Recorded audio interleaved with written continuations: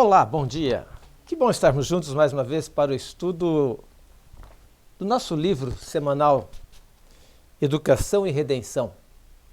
A lição da Escola Sabatina que tem nos ensinado muito, e o tema dessa semana foi a Igreja e a Educação. Como harmonizar as duas coisas assim? Que formas Jesus usou para educar os seus discípulos e que formas ele deixou, que lições ele deixou para educar a igreja nos dias de hoje. Vamos rever isso daqui a pouquinho. Mas antes eu quero cantar com você da Igreja o Fundamento. É o hino número 504 do nosso inário. A Igreja o Fundamento. Vamos lá, vamos cantar, vamos ficar juntos para estudar essa lição.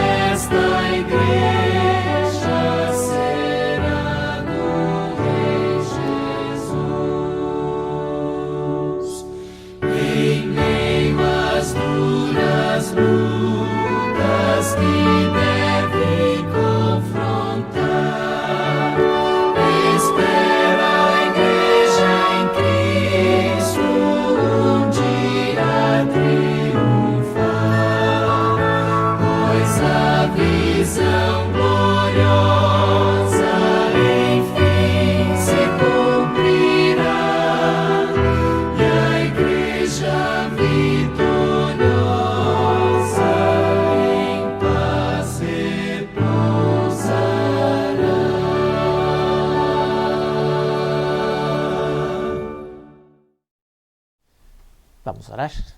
Pai querido, mais uma vez nós vamos estudar a Tua Palavra e recapitular aquilo que estudamos durante esta semana. Temos algumas lições importantíssimas e úteis para a nossa vida. Que agora Tu fales ao nosso coração. Que tenhamos a Tua instrução, a Tua orientação, o Teu cuidado e a Tua bênção. E assim também a certeza de que Tu estás nos guiando e conduzindo em Teus caminhos. Que ao abrirmos a Tua Palavra, que Tu fales ao nosso coração através do Deus Espírito Santo para a Tua honra e glória. Portanto, Pai, participa conosco desse estudo. É a súplica que Te fazemos em nome de Jesus. Amém. O nosso verso para memorizar dessa semana é uma lição muito grande. Está em 1 Tessalonicenses capítulo 2 e os versos de 6 a 8. Também está na nossa introdução da lição. Também jamais andamos buscando glória de homens, nem de vós, nem de outros, embora pudéssemos, como enviados de Cristo, exigir de vós a nossa manutenção. Todavia, nos tornamos carinhosos entre vós, qual ama que acaricia seus próprios filhos. Assim, querendo-vos muito, estávamos prontos a oferecer-nos não somente o Evangelho de Deus, mas igualmente a própria vida, por isso que vos tornastes muito amados por nós. Paulo expressa aqui o seu amor, o seu carinho pela igreja de Tessalônica. E é bonito isso, não? Uma igreja, como todas as igrejas com problemas, mas ele expressa o seu amor e o seu sentimento por esta igreja. Bom, a lição dessa semana começa onde toda educação deveria iniciar, considerando o valor do estudante à luz da cruz. A educação vinda da igreja e de seus departamentos deve permear e elevar-nos acima de qualquer tendência cultural antagônica ao reino de Deus. Nós vivemos uma teia de cosmovisões hoje que são concorrentes e correntes culturais que bombardeiam as crianças, os adultos, enfim, a todo tempo somos bombardeados por essa cosmovisão. Esse confronto faz com que muitos que buscam a verdade, tanto jovens quanto idosos, duvidem e levantem questionamentos sobre a verdade. Muitas são as indagações hoje. Nas igrejas locais, nós precisamos oferecer aos membros a oportunidade desses questionamentos, para que esses questionamentos possam ser respondidos.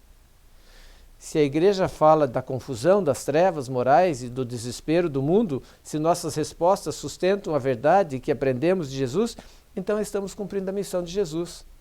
Qual foi a missão que Jesus nos deu? Em Mateus 5, 13 a 16, vós sois o sal da terra, vós sois a luz desse mundo. Essa é a missão, sermos uma luz, para clarear essa onda de confusão que existe nas mentes das pessoas, na mente das pessoas.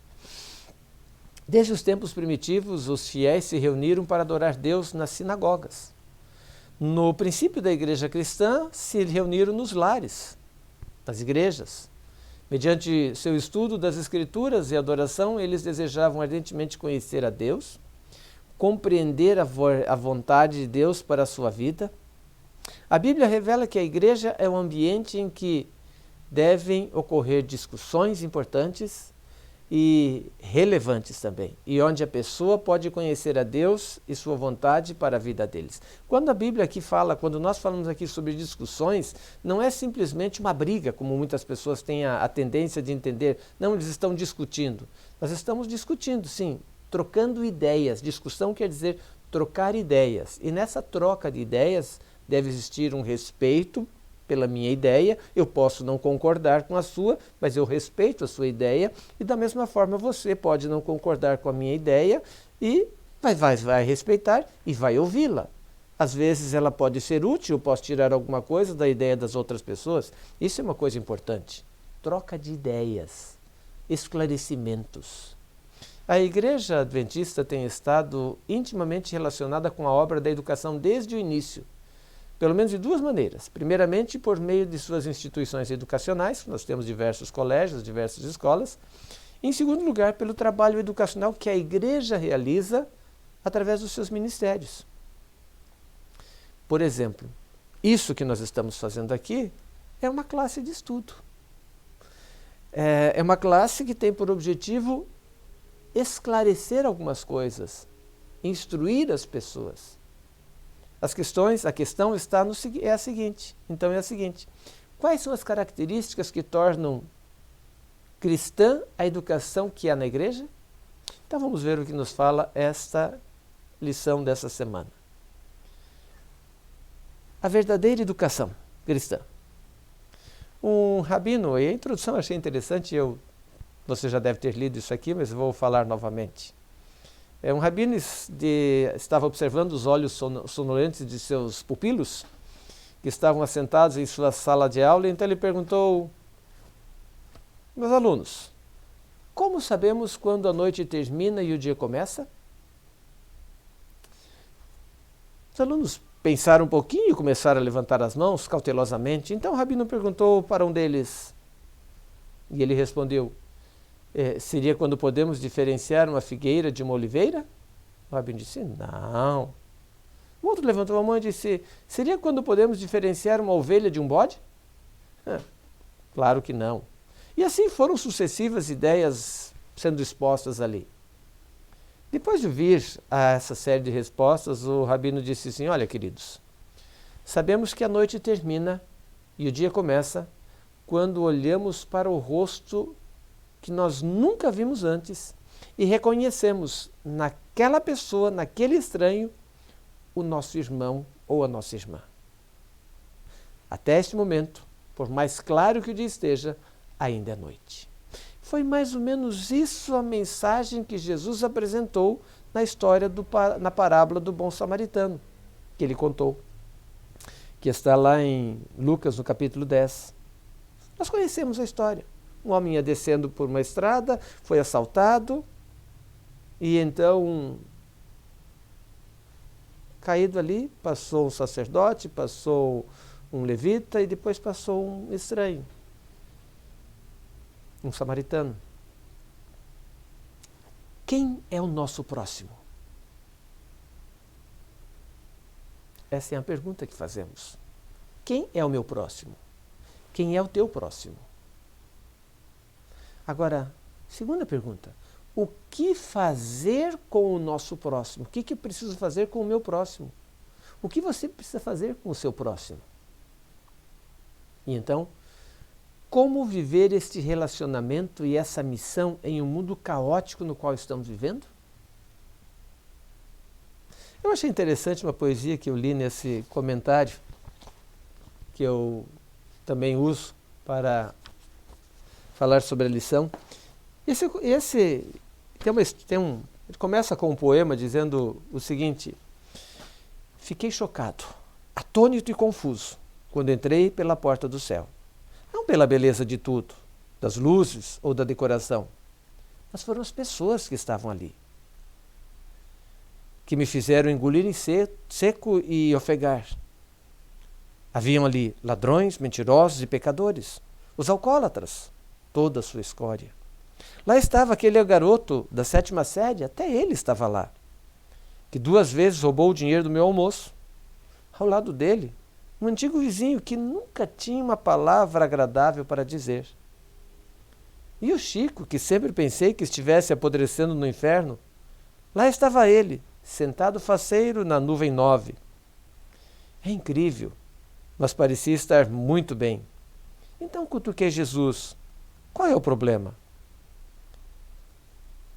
Jesus respondeu: eu adoraria ouvir sua opinião. Como é que todos esses pecadores chegaram aqui, Jesus?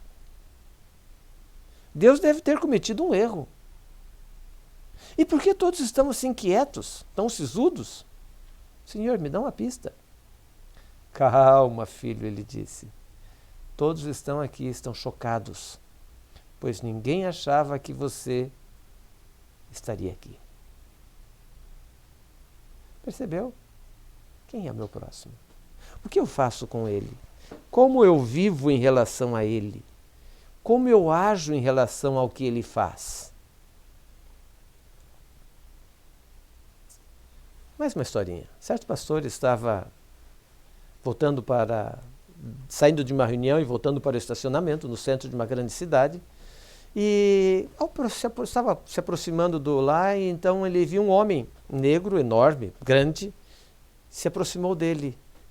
E então o primeiro pensamento dele foi: talvez um assalto, ou é um mendigo querendo me pedir dinheiro, porque aqui é mais difícil, está num local fechado. E então ele ficou surpreso quando esse homem passou por ele, encontrou e simplesmente fez uma pergunta: você está salvo? Essa pergunta já incomodou você alguma vez? Você está salvo? Ele tinha julgado mal aquela pessoa. E, infelizmente, esse é o tipo de erro que cometemos diariamente, praticamente. Julgar as pessoas. Um julgamento que destrói a comunidade e que prejudica a igreja. Pensamos: eles não são como nós. Eles são de uma cor diferente, ou eles se vestem de maneira diferente, ou eles pensam de outra forma. E então encontramos uma falsa segurança em um mundo que é exatamente como nós. Mas nosso mundo é cheio de diversidade. Como cristãos, reconhecemos todos como parte da família de Deus. E isso é importante. Somos todos irmãos. Essa tendência de avaliar e julgar as pessoas se chama egoísmo. É como se colocássemos todos numa escala e procurássemos determinar em que nível hierárquico eles estão em relação à nossa pessoa. Sempre nos julgamos superiores aos outros.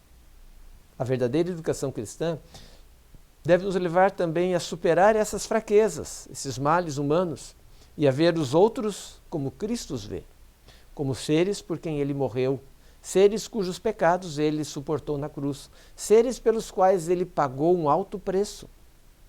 Se levarmos a cruz como devemos, veremos o valor de cada ser humano, e então trataremos cada ser humano como realmente deve ser tratado, de acordo com o valor que Deus lhe concedeu.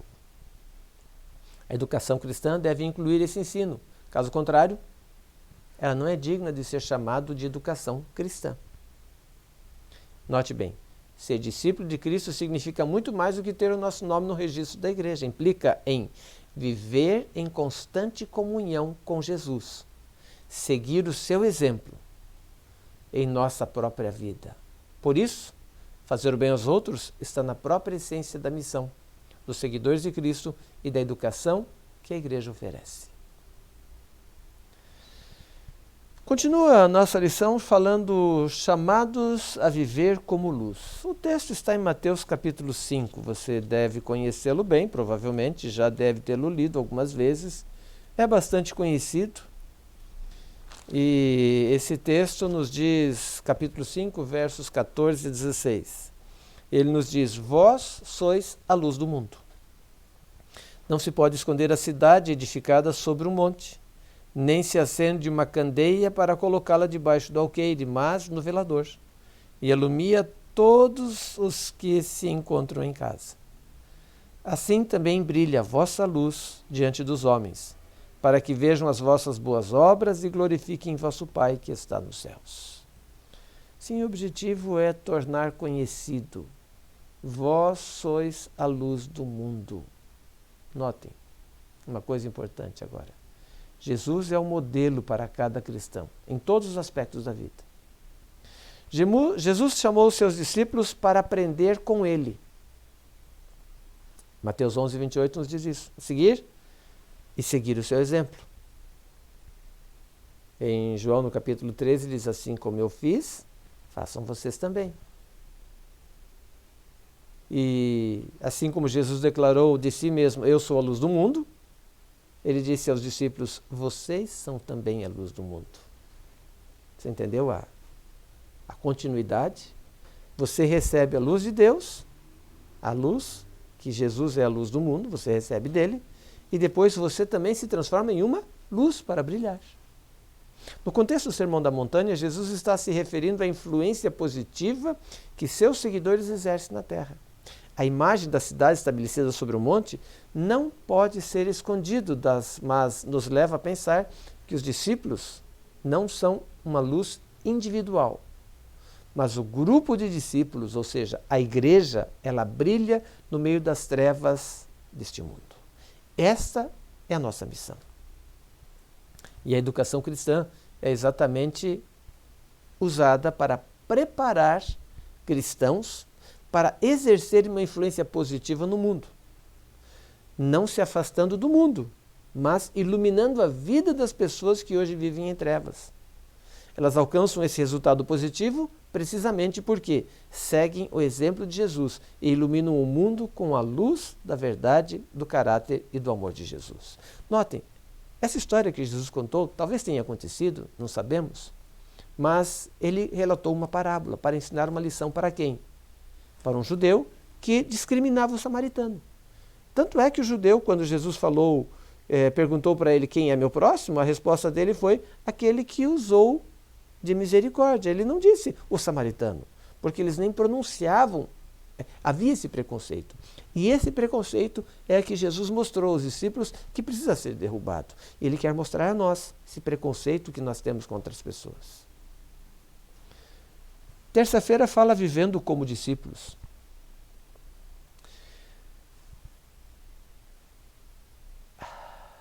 Uma educação cristã, embora pareça óbvio, deve seguir o método da educação de Cristo.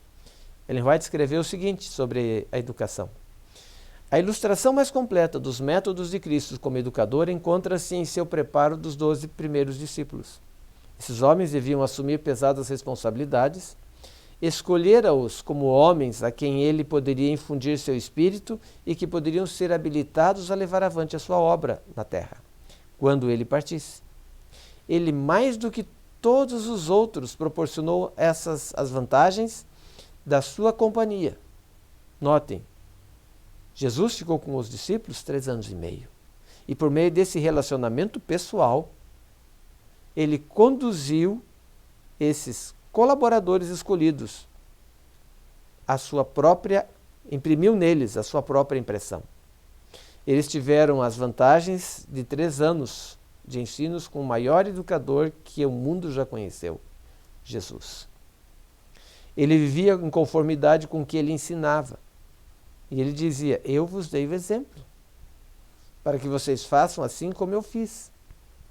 Eu tenho obedecido às ordens, às orientações, os mandamentos do meu Pai. E assim a vida de Cristo exemplificou e confirmou perfeitamente suas palavras.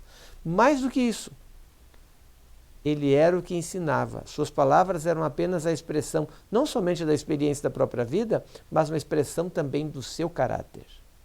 E as nossas palavras devem também expressar aquilo que somos. Ele não somente ensinava a verdade, mas também ele era a verdade. Era isso que dava poder aos seus ensinos. Está escrito no livro Educação, páginas 54, 59 e 60. Nessa citação podemos encontrar algumas coisas interessantes. Nós vemos que o método de educar que Jesus usou contém alguns aspectos seguintes. Primeiro, Jesus educava seus discípulos por meio da convivência pessoal e diária, não de longe. Não apenas em uma reunião semanal, mas numa comunhão diária e íntima que ele exercia, que ele tinha com os discípulos. Percebeu? Comunhão diária e íntima. Muito importante isso. Segundo, Jesus ensinou pelo exemplo. Cada ensino de Jesus foi praticado em sua vida. Os teóricos da educação chamam a formação que ocorre por meio da relação informal entre professores e alunos de currículo oculto. Eu me lembro, no curso teológico, de alguns professores, particularmente pela experiência e por aquilo que eles compartilhavam da sua vida. Eu me lembro de alguns professores que eles se empolgavam tanto com a matéria, e um dos que eu lembro muito grato disso, pastor Wilson Andrew White, que falava sobre Jesus, Cristologia, e quando ele falava a respeito de Jesus, do seu amor, Algumas vezes ele chegou a chorar de emoção e transmitir isso para nós. Esse currículo oculto é muito importante. Isso pode ser planejado ou e consciente, ou pode ser inconsciente ou não planejado, alguma coisa que acontece simplesmente no decorrer da aula. Isso acontecia. Em alguns casos pode ser contraditório. Em alguns casos acontece exatamente o oposto. O exemplo da nossa vida, podemos estar ensinando algo contrário daquilo que nós falamos. E isso não é bom. Isso nós precisamos acertar. Se pensarmos no currículo oculto de Jesus, quão consistente ele era em seus ensinos? O que os ensinamentos dele se refletem no que praticamos em nossa vida? É importante isso. E por último, o aprendizado da vida cristã ocorre em comunidade. Não é um aluno exclusivo. Vivendo com Cristo, os discípulos conviviam entre eles também, na companhia uns dos outros.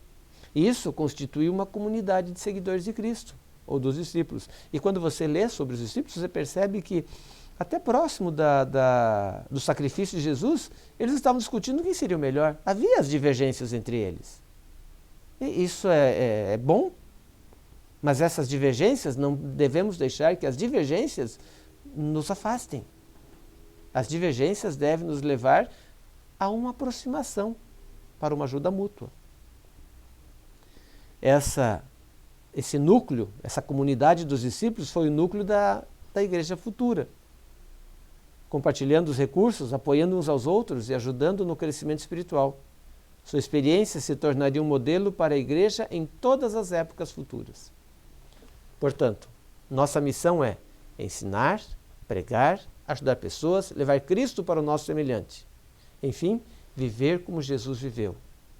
Isso é ser cristão. Isso é ser um verdadeiro discípulo de Deus. Eu me lembro que há algum tempo nós tivemos um grupo de jovens que queriam apenas ajudar o semelhante. Eles não se preocupavam em ensinar as pessoas, em pregar. Eles se preocupavam em ajudar pessoas. Eles não queriam levar Cristo a eles, apenas um alimento. Não é de admirar que esse grupo acabou se esfacelando e acabou se esvaindo, diluindo, e muitos acabaram até se afastando da igreja. Agora, para que isso aconteça, nós temos que ir na parte de quarta-feira. Na quarta-feira nos fala sobre buscando a verdade. E 3 textos que ele usa ali. Jeremias 29, 13 diz: buscar-me-eis e me achareis quando me buscardes de todo o vosso coração. Percebeu? Buscar. Mateus 7,7, um texto bastante conhecido. Pedi, dar-se-vos-á. Buscai e abrir-se-vos-á. Batei, buscai e achareis, né? Batei e abrir-se-vos-á. Ou seja, peça, busque, você vai encontrar. E finalmente, Atos, capítulo 17, há uma abertura um pouco maior do texto. Esses textos iniciais são curtos, mas são muito objetivos e muito importantes, porque eles falam em buscar a Jesus. E isso deve ser aquilo que nós devemos buscar diariamente. Atos capítulo 17, versos 26 e 27, diz o seguinte: de um só fez toda a raça humana para habitar sobre toda a face da terra, havendo fixado os tempos previamente estabelecidos e os limites da sua habitação, para buscarem a Deus. Se porventura tateando, o possam achar, bem que não está longe de cada um de nós. A ênfase é buscar a Deus. Nesses textos a gente percebe que a sede de buscar deve ser grande. Mas aí vem a pergunta: buscar o quê? Buscar Jesus é tudo o que precisamos. Encontrá-lo será a solução. Albert Einstein, interessante historinha aqui do começo. Albert Einstein, ele frequentemente considerado como o pai da física moderna, ele escreveu o seguinte: o importante não é parar de questionar. A curiosidade tem uma razão de existir. Não podemos deixar de ficar admirados ao contemplar os mistérios da eternidade da vida, da maravilhosa estrutura da realidade. Basta que tentemos compreender um pouco mais desse mistério a cada dia. E que nunca percamos a curiosidade, a sagrada curiosidade de buscar aquilo que precisamos encontrar. Buscar a Deus. E então, quinta-feira fala sobre compartilhando nossa vida. É o nosso verso áureo que nós lemos no início, que está em 1 Tessalonicenses 2, versos 6 a 8. E esse texto diz o seguinte: também jamais andamos buscando a glória do homem, nem de vós, nem de outro, embora pudéssemos, como enviados de Cristo, exigir de nós a nossa manutenção. E todavia nos tornamos carinhosos entre vós. Qual ama que acaricia seus próprios filhos, assim querendo-vos muito, estávamos prontos a oferecer-vos, não somente o Evangelho de Deus, mas igualmente a própria vida. Por isso vos tornastes muito amados de nós. Em nosso texto dessa semana, texto para memorizar, nós encontramos a chave de toda a vida cristã. Qual é a chave da vida cristã? Viver para servir. Quero contar uma historinha para você. A igreja chamada de hospital. Depois eu vou contar uma historinha. Primeiro uma observação. A igreja chamada de hospital. Para quê?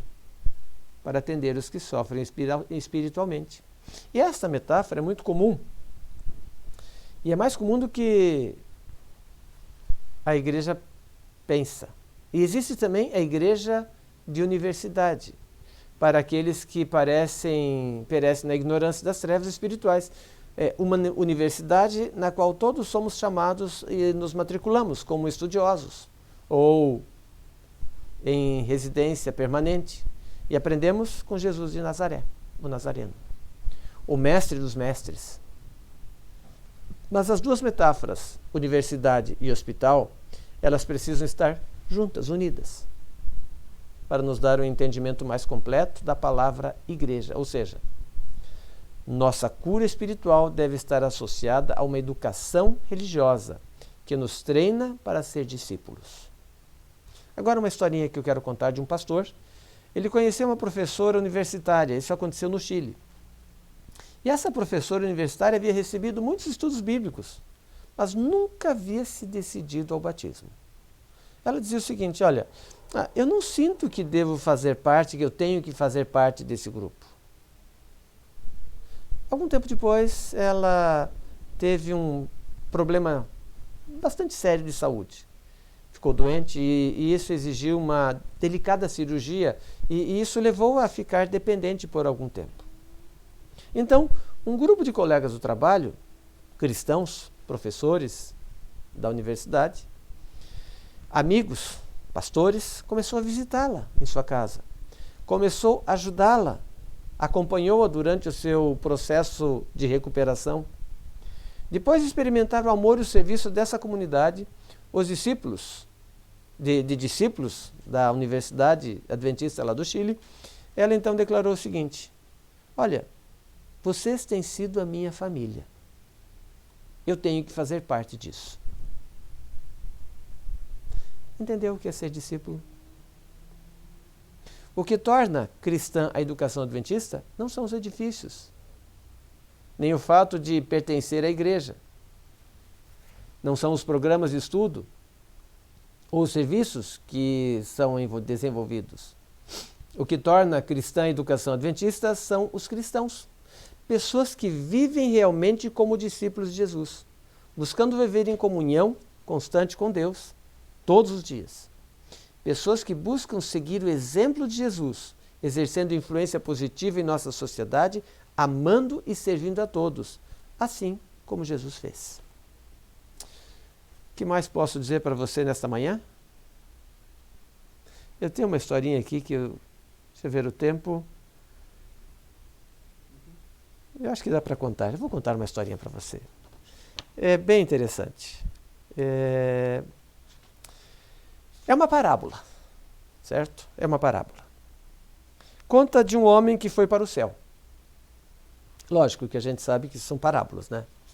Mas ela diz o seguinte: quando ele chegou aos portões de Pérola, ele encontrou um anjo que, depois de examinar suas credenciais, disse que ele poderia entrar no céu.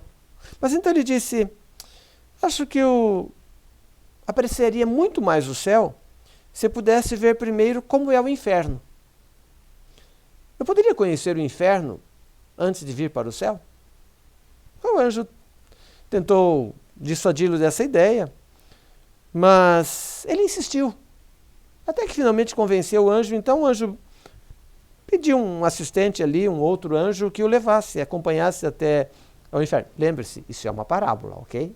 Isso não é impossível. Isso é uma coisa que não é possível, tá? Isso é apenas uma parábola. Então esse anjo foi com ele até o inferno. Desceu uma longa escada que levava ao inferno. Ao chegar lá, o homem ficou surpreso. O local era bonito, muito bonito. Havia cisnes nadando, lagos azuis, campos eram verdes. Tudo como ele sempre imaginava que fosse o Jardim do Éden. Ele olhou para o anjo, como não entendendo, e o anjo então entendeu a sua perplexidade e disse assim: espera um pouco. Em seguida ele viu um grande prédio, e onde estavam os moradores do inferno. Então ele entrou no prédio e viu que uma mesa muito bonita, em torno da qual estavam sentados os moradores do inferno. Sobre a mesa havia um banquete digno de um rei. Alimentos bonitos, comida luxuosa, saborosa. A mais bela e mais saborosa comida que você possa imaginar. Estavam ali à disposição das pessoas. Mas quando ele olhou mais de perto para as pessoas, ele notou que todos os homens estavam com fome, macilentos, magros, sofriam com muita dor. O homem olhou para o anjo e logo informou que todos os residentes do inferno tinham os braços engessados e por isso não conseguiam levar a comida à boca. E finalmente então o homem disse ao anjo: agora entendo por que o inferno é tão horrível. Sei que agora vou gostar mais do céu. Por favor, me tire desse lugar horrível. Me leve de volta para o céu. Então o anjo levou de volta para o céu. Depois de passarem pelos portões de Pérola, o homem notou que tudo no céu parecia como no inferno. Lá estavam cisnes nadando, um belo lago azul, lindos campos verdejantes, flores, muita beleza. E havia lá também o edifício onde estavam morando os moradores do céu, semelhante ao do inferno. Ao chegar lá, ele notou que estavam muitas pessoas sentadas ao redor de uma mesa comprida, e na mesa abundância de alimentos, exatamente como ele tinha visto no inferno. E ao olhar mais de perto, ele notou que todos os moradores também tinham os braços engessados. Mas todos estavam rindo e aproveitando o banquete, sorridentes e felizes e saudáveis. E então o homem virou para o anjo e disse: olha, não consegui entender.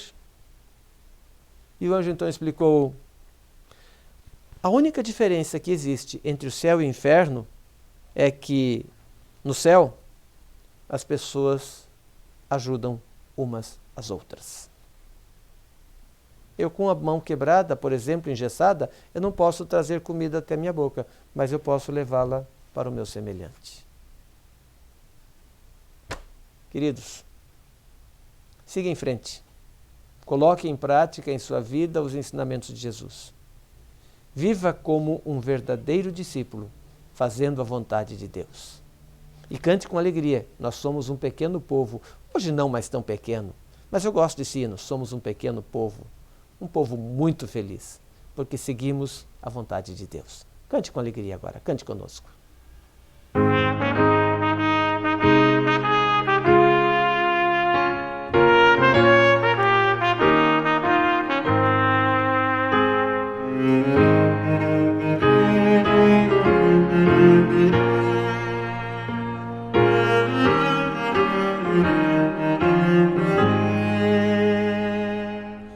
Somos um pequeno povo muito feliz. Somos um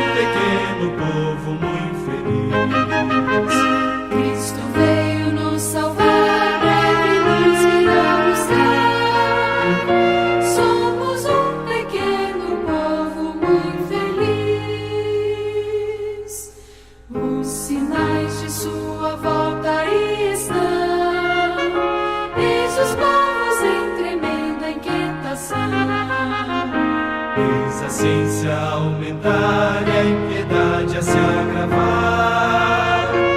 Logo Cristo nos trará libertação. Está muito prestes um momento da emoção.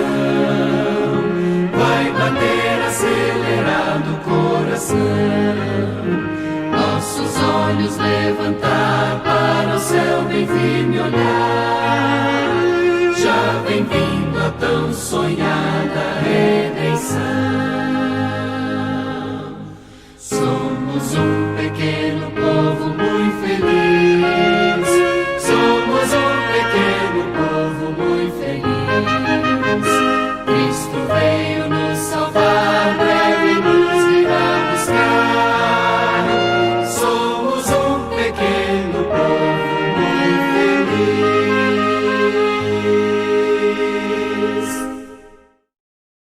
Vamos orar? Querido Pai, nesta manhã aprendemos algumas lições importantes sobre como sermos verdadeiros cristãos, como sermos discípulos de Jesus. Que tenhamos a sabedoria de colocar isso em prática em nossa vida, seguindo os Teus ensinamentos, servindo-Te cada vez melhor e também fazendo a Tua vontade. E dessa maneira, que ao Teu lado sejamos vitoriosos pelo Teu poder, pelo Teu amor e pela Tua graça. Agora, Pai, concede-nos um sábado agradável em Tua presença e que saibamos viver dignamente diante de Ti. Usa-nos para a Tua honra e glória, fortalecendo a nossa fé e conduzindo-nos em Teus caminhos. É o que nós suplicamos-Te em nome de Jesus. Amém. Obrigado por ter participado conosco. Já eu volto para o nosso culto. Mas, se você gostou, compartilhe com outros essa mensagem para que mais pessoas possam conhecer como ser um verdadeiro discípulo de Jesus. Curta a nossa página, demonstre que você gostou dessa mensagem e se você não é inscrito ainda em nosso canal, inscreva-se para que mais pessoas possam conhecer e assim possamos atingir um número maior de pessoas sedentas pela Palavra de Deus. Tenha um sábado feliz e agradável. Daqui a pouquinho eu estou de volta, hein? Até já!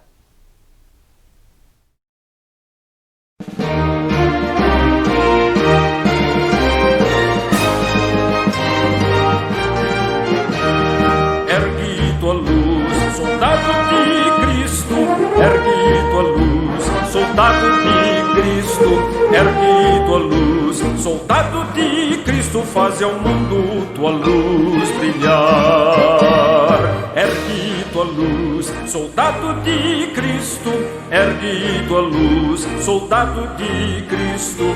Ergue tua luz, soldado de Cristo. Faze ao mundo tua luz brilhar.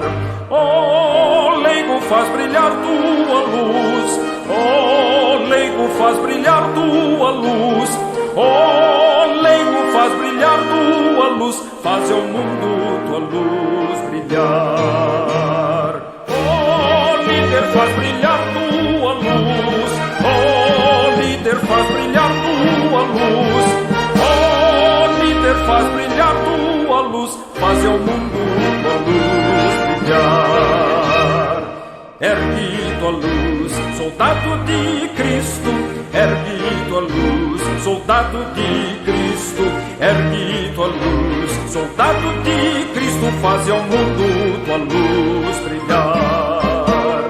Aleluia, aleluia, aleluia, aleluia, aleluia, aleluia. Minha luz deve sim brilhar. Senhor,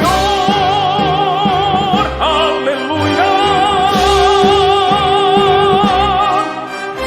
Oh, vou deixar a luz brilhar. Oh, ergue tua luz, soldado de Cristo. Ergue tua luz, soldado de Cristo. Ergue tua luz, soldado de Cristo. Faz ao mundo tua luz brilhar. Faz tua luz brilhar, meu irmão. Faz tua luz brilhar, minha irmã. Oh, criança, faz brilhar tua luz. Faz ao mundo tua luz brilhar. Faz tua luz brilhar, meu irmão, faz tua luz brilhar, minha irmã. Oh, criança, faz brilhar tua luz, faz ao mundo tua luz brilhar. Jovem, velho, filhos de Deus, oh, deixai vossa